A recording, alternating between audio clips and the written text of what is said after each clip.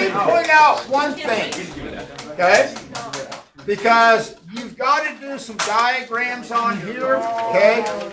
Total of 3 different diagrams. And I want to point this out because some of you are horrible at reading. What?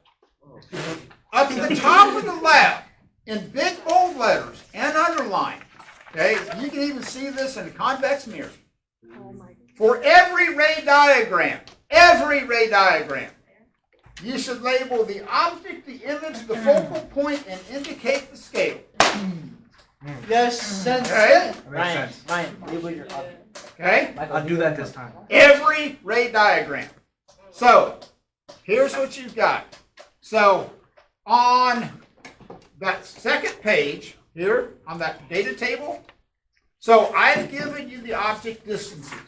You need to measure the image distances. You're going to calculate the focal length.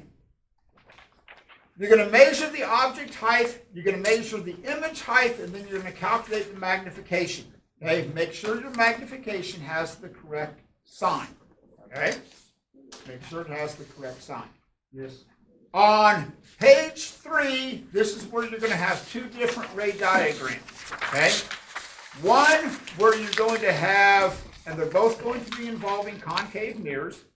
One where you have the object outside the focal length. One where you have the object inside the focal length. Now, especially on number 12, let me give you a hint on number 12. This one, that image is going to be way over here on the right-hand side. So on number 12, I would start with the lens here and give plenty of space off to the right. I don't want you to put it over here and then run out of room, okay? So on number 12, start with it here. Here's going to be your object. You're going to get an image up there. Pretty far. When you get to, like I said, on that page 4, this is where you're going to have the one with the convex mirror. That observed image distance should be around 14 to 15.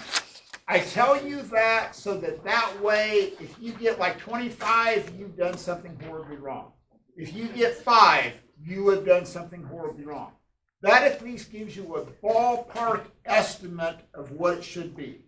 Okay? Now, also notice on that one, I have given you the focal length of 20 centimeters. So I've given you the object distance, I've given you the focal length.